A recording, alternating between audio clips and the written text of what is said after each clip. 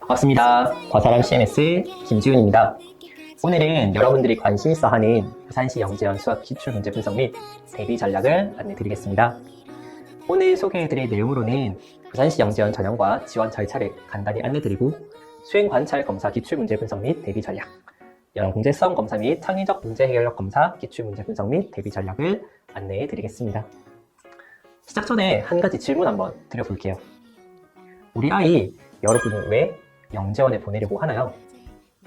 수준 높은 교육 콘텐츠? 잘하는 또래 친구들과의 네트워크 형성? 혹은 다른 친구들이 하니까? 다양한 대답이 있을 수 있겠지만 저는 이렇게 생각합니다. 영재원 지원은요, 또 다른 성공을 위한 하나의 기회를 얻는 것이다라고요. 그럼 시작하겠습니다. 먼저 초등학생이 지원할 수 있는 부산시 영재원 분야입니다. 초등 3학년이 지원할 수 있는 영재원은 부산시 영재교육원 및 지역교육청 영재원 수학, 과학 분야입니다.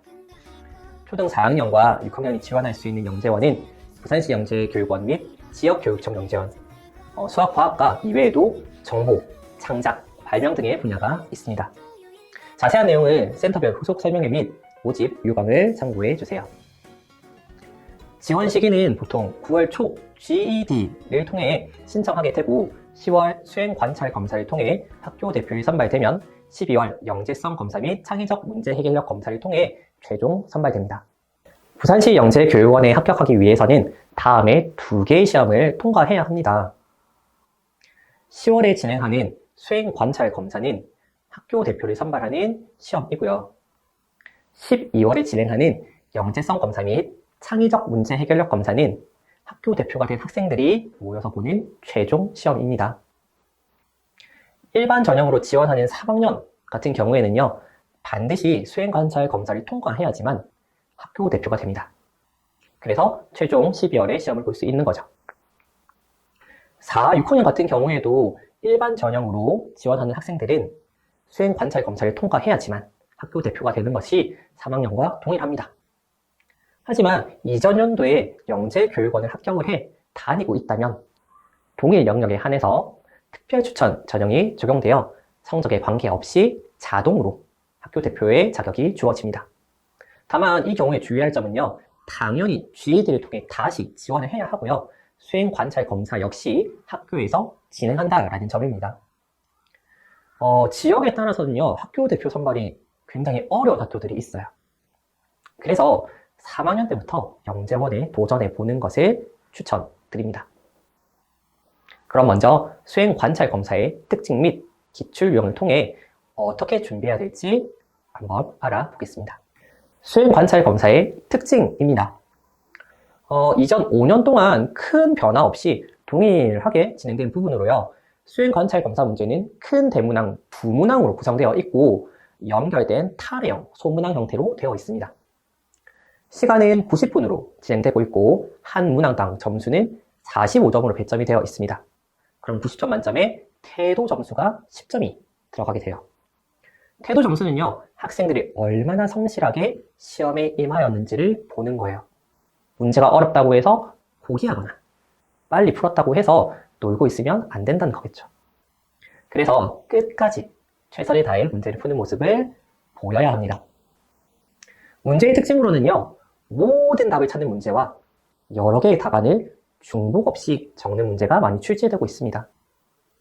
그럼 기출 유형을 통해 한번 확인해 보겠습니다. 수행관찰 검사 3학년 기출 문제입니다.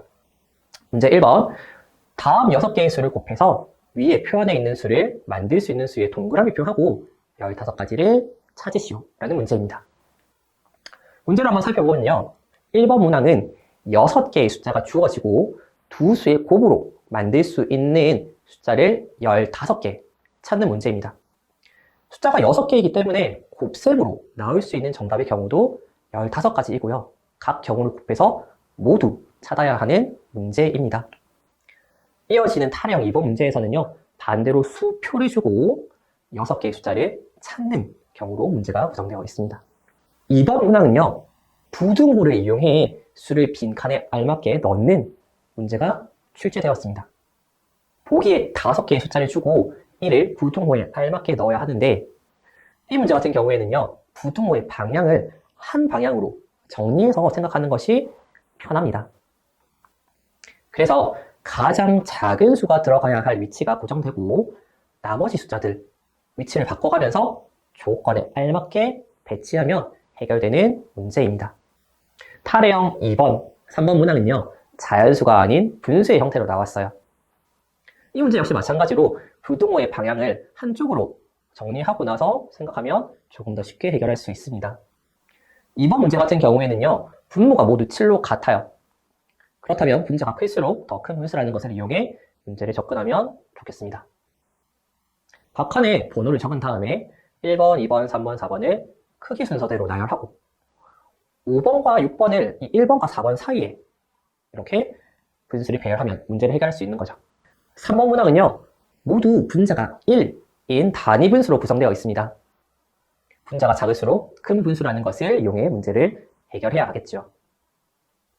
역시 먼저 크기를 바로 비교 가능한 순서대로 부등호의 방향을 한쪽으로 정리해 분수를 고정시켜 놓고 그 사이에 어떻게 남은 분수들을 배열할 수 있는지, 이거 같은 경우에는 경우를 생각하면서 문제를 풀어야 하죠. 차근차근 기준을 세워서 하지 않으면 실수가 많이 나오는 문제 유형입니다. 특히 분수의 개념과 크기 비교에 대해 알지 못한다면 3학년 학생이 풀기에는 조금 까다로운 유형일 것입니다. 또 다른 유형으로는 숫자 카드를 이용해 식을 만드는 문제가 출제되었습니다. 영재원 대비 과정에서도 많이 연습하는 유형으로 과제 집착력이 필요한 문제입니다. 해결 전략으로는요, 나눗셈식을 완성하는 것을 곱셈으로 바꾸어 거꾸로 생각하는 전략을 사용하면 조금 더 편하게 문제를 해결할 수 있습니다. 또한 1번 문제 같은 경우에는요, 나누는 수와 몫의 위치를 바꾸어 할 수 있어서 비교적 쉽게 해결 가능합니다. 탈해형으로 나오는 2번과 3번 문항은 거꾸로 생각하면서 모두 찾는 방식을 사용해야 하기 때문에 차근차근 기준을 세워서 모든 경우를 찾고 식을 확인해 보아야 풀리는 문제예요. 접근 방식은 1번과 마찬가지로 거꾸로 생각해 곱셈을 이용하는 게 좋습니다. 다만 이 경우에는 두 자릿수 나누기 한 자릿수가 두 자릿수가 나와야 하니 나누는 수와 몫의 위치를 바꿀 수 없어서 가능한 경우를 잘 살펴서 문제를 해결해야 합니다. 3번 같은 경우에는 정답이 딱 두 가지 나오는 문제 유형이고요. 모든 경우를 다 살펴서 문제를 해결해야 하다 보니 시간도 많이 걸리고 기준 없이 마구잡이로 찾다 보면 해결하지 못할 수도 있습니다. 다음은 4학년 기출문제입니다. 다음 표에서 3개를 더해서 나, 마, 아의 합과 같은 경우를 5가지 찾으시오라는 문제입니다. 합이 같은 경우를 찾는 문제이고 마방진을 생각하면 쉽게 해결 가능합니다. 가운데 수를 기준으로 양 끝수의 합이 같으니 쉽게 3가지를 찾을 수 있고요. 1의 자리와 10의 자리로 나누어 생각한다면 한 줄에 한 개씩 숫자를 선택하면 합이 36인 숫자를 만들 수 있습니다.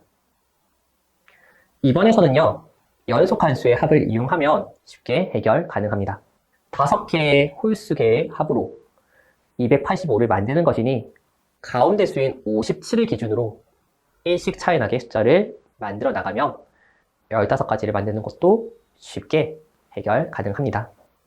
다음은 초6 기출문제입니다. 초6 기출문제도 간단히 한번 살펴보면요, 사각기둥의 정계도를 주고 건널비와 부피를 구하는 문제, 그리고 보기와 다른 9개의 정계도를 그리는 문제가 나왔습니다. 이 문제 같은 경우에는요, 밑면을 어떻게 해야지 기둥이 되는지 잘 살펴봐야 되겠죠. 또한 이번 문제 같은 경우에는요, 정육면체의 전개도가 모두 11가지가 있으니 이것을 응용하면 쉽게 9개의 다른 전개도를 완성할 수 있을 겁니다. 연습이 안 된 학생들의 가장 큰 특징 무엇일까요? 바로 문제 해석력입니다. 문제를 읽자마자 급하게 문제를 풀려고 하면 절대로 안 됩니다. 문제를 읽고 정확하게 이해하는 것이 중요하며 특히나 조건을 정확하게 살펴보아야 합니다. 문제를 무턱대고 풀면 풀 수는 있겠지만 답을 적는데 시간도 많이 걸리고요. 검토도 안 되어 실수할 가능성이 높습니다. 그렇다면 어떻게 접근해야 할까요? 이런 문제를 많이 접해본 친구들은 이런 대답을 합니다. 기준을 세우거나 표를 활용할 것입니다. 어떻게 풀었어? 라고 물었을 때 그냥 풀었어요. 와, 기준 세워 풀었어요. 라는 대답 중 여러분의 자녀는 어떤 대답을 할까요? 후자의 대답을 하길 기대합니다. 이렇게 문제에 어떻게 접근해야 하는지에 대한 연습이 매우 중요하고요. 한 가지 답을 이용해 다른 답을 찾을 수 있는 방법을 생각하면서 문제를 해결해야 합니다. 위의 문제를 제대로 해결했다면 이어지는 탈해역 문제의 앞에 아이디어를 이용해서 그리고 연결해서 생각할 수 있습니다. 이렇듯 연결된 문제가 나오기 때문에 정확하게 문제를 해결해야 합니다. 예시 또한 중요한 단서입니다. 예시를 잘 살펴보고요. 문제를 해결해야 할 것이고 예시의 답을 그대로 옮겨 적으면 감점이 되니 주의해야 합니다.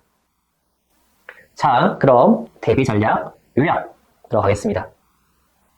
이렇듯 수행 관찰 검사에서는 문제 해석 및 조건을 정확하게 이해하고 문제를 푸는 것이 가장 중요합니다. 문제의 난이도는 높지 않은 편이라 합격 여부는요, 실수를 어떻게 줄이는지가 관건이에요.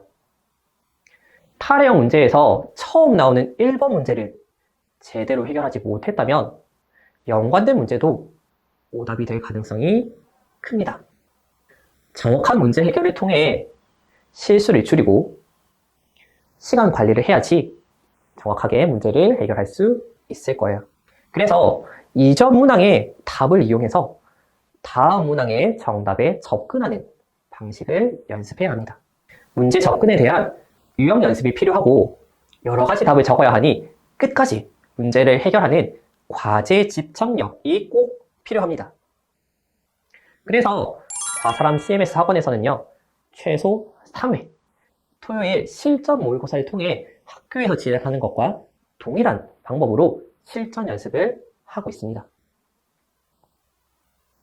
똑같은 시험 시간과 학생들이 모여서 시험을 치다 보니까 자연스럽게 시험의 분위기가 형성이 되고요.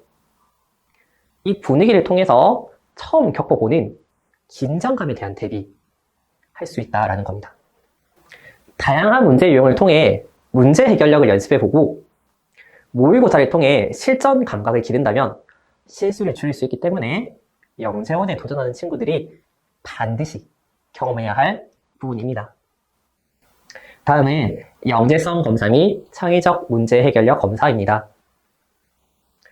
출제 경향 분석표를 보면 과거에는 영재성 검사 문제가 한 해 걸쳐 한 해 나오는 식으로 창의적 문제 해결력 문제가 4개에서 5문항으로 출제되었습니다. 하지만 2022년, 23년부터는 영재성 검사 문제가 3문제, 창의적 문제 해결력 검사가 4문제에서 5문제씩 출제가 되었습니다. 이렇게 되면 문제점이 무엇일까요? 바로 시간 관리입니다. 작년에 영재원에 도전한 친구들의 이야기를 들어보면 시간이 엄청 부족했다라는 말을 많이 했습니다. 또한 수행 관찰 검사보다는 난이도가 있는 문제들이 출제되어 한 문제를 오래 고민하기보다는 풀 수 있는 문제부터 빠르게 해결해 나가면서 시간 관리를 해야 한다라는 게 이 검사의 특징입니다. 영재성 검사 특징 알아보겠습니다. 영재성 검사는요, 정답이 존재하지 않는 열린 문항으로 진행됩니다. 틀린 답은 없습니다. 다양한 다른 답이 있을 뿐이죠. 다양한 내용을 빠르게 적어 나가야 하고요. 여러 가지 방법으로 생각해서 문제를 해결해야 합니다. 또한 이것을 글로 표현할 수 있는지 보는 검사입니다. 영재성 검사는 학생들의 유창성과 융통성을 확인하는 시험입니다. 유창성이란 창의성의 분야 중 여러 가지 관점이나 해결 방안을 빠르게 많이 떠올리는 능력이고요. 융통성은 갇혀있지 않은 유연한 생각을 할 수 있는 능력입니다. 기출문제를 통해 어떤 문제가 나왔는지 한번 살펴보겠습니다. 지도를 보고 집에서 학교로 등교할 때 위험한 상황을 15가지 찾고 위험을 예방할 수 있는 방법을 적으시오 라는 문제가 나왔습니다. 지도를 분석해 위험 요소가 어디에 있고 그것을 해결하기 위한 생각을 떠올릴 수 있어야 하는 문제였습니다. 이렇듯 작년 기출문항에서는요, 자료를 주고 분석을 통해 논리적으로 연결해서 표현할 수 있는지에 대한 문제가 다수 출제되었습니다. 이러한 영재성 검사에서는요, 상상력과 아이디어가 좋은 무기입니다. 하지만 이런 문제를 모두 다 한 가지 답변으로 단어만 조금 바꾸어 적는다면 좋은 점수를 받지 못할 거예요. 유창성의 기준에 의해 여러 가지 다른 방향으로 생각을 하고 아이디어를 연결해 나가면서 답안을 작성해야 합니다. 이러한 생각은요, 반드시 훈련이 필요하다는 것이죠. 도형을 이용해 모양을 만드는 문제도 많이 출제되는 유형이에요. 처음에는 도형을 그대로 사용해 모양을 만들지만 도형의 크기를 조절해보고 닮음을 이용해 비율을 그대로 늘리거나 줄일 수도 있어요. 닮음이 아니라 타원이나 직사각형 형태로도 만들 수 있을 거예요. 또한 여러 개의 도형을 사용해 개수의 제한을 풀 수도 있겠죠. 혹은 한 가지 모양을 여러 개 사용할 수도 있을 것이고요. 연결하면은 입체 도형으로까지 만들 수 있다라는 생각을 하게 됩니다. 이렇듯 영재성 검사는 어떻게 문제를 접근해 아이디어를 떠올려야 하는지에 대한 연습이 반드시 필요합니다. 아까도 얘기했지만 이런 능력은 한 번에 생기지 않아요. 꾸준한 연습, 훈련 반드시 필요합니다. 작년 학원 자체 모의고사를 예시로 한번 들어볼게요. 1,000원으로 선생님을 행복하게 할 수 있는 방법을 15가지 서술하는 문제에 대한 학생들의 다양한 답안입니다. 선물해준다. 감동적으로 좀 접근한 친구도 있고요. 자체적인 노력을 하는 친구도 있어요. 추억이나 마음을 표현하는 친구도 있습니다. 디테일하게 상황을 설정해서 차별성을 주고 있어요. 그래서 영재성 검사 대비 전략은 다음과 같습니다. 다양한 생각, 상상력을 길러주어라. 이러한 상상력 어디서 나오죠? 바로 경험에서 비롯됩니다. 독서, 탐구, 관찰 무엇이든 좋아요. 그러한 생각이 떠오르면 구체적인 글쓰기 그리고 분류하면서 적어보기를 해봅니다. 또한 친구들의 다양한 답을 들어보는 것도 굉장히 도움이 많이 돼요. 문제들을 계속해서 접하게 하고 친구들과 생각을 공유하면서 아이들의 생각의 그릇을 점점 키워나가야 합니다. 다른 친구의 아이디어를 듣고서 새로운 생각으로 만들어내는 것도 굉장히 중요하다는 거예요. 다음은 창의적 문제 해결력 검사입니다. 특징으로는 수행 관찰 검사와 비슷하게 타래형, 소문항 형태가 계속 유지되어 있고요. 문제의 짐을 좀 길고 복잡합니다. 문제 해결력을 평가하기 때문에 유형 연습이 반드시 필요하죠. 기출문제를 한번 보겠습니다. 초3 기출문제입니다. 1-1번과 2번은 1에서 8까지 숫자의 합을 이용해 문제를 접근하고 가운데 들어갈 수 있는 4개의 숫자가 합이 큰 수를 기준으로 찾을 수 있습니다. 1-2번을 잘 해결하면 바깥쪽에 있는 숫자만 바꾸어서 빠르게 해결할 수 있다는 거죠. 4학년 기출문제 같은 경우에는 지문이 길다 보니 문제 해석에 시간이 많이 걸릴 수 있습니다. 문제를 잘 이해했다면 문제 해결까지는 그게 어렵지 않을 거예요. 비슷한 문제를 풀어본 학생과 그렇지 않은 학생의 차이는 분명히 존재할 것입니다. 이러한 창의적 문제 해결력 검사는 학생의 경험의 차이도 중요합니다.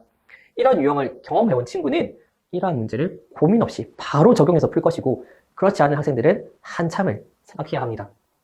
이렇듯 창의적 문제 해결력 검사 또한 시간 관리가 필수적입니다.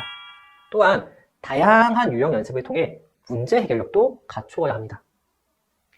풀어보았던 문제를 반드시 자기 것으로 만드는 반복 학습 역시 중요한 포인트입니다. 네, 이제 마무리네요. 잘 들으셨나요? 영재원에 합격하기 위해서는 반드시 연습이 필요합니다. 준비를 하는 과정에서 친구들의 성장이 따라올 거예요. 도전하는 모습을 격려해 주시고 응원해 주시면서 학생들의 영재원 도전 성공 혹은 성장을 기대합니다. 궁금한 것이 있으면요, 설명회나 센터 문의 혹은 직접 방문을 부탁드리고요. 학생들의 성장을 위한 또 다른 기회인 영재원을 꼭 도전해 보셨으면 좋겠습니다. 이상 CMS 김지훈이었습니다. 감사합니다.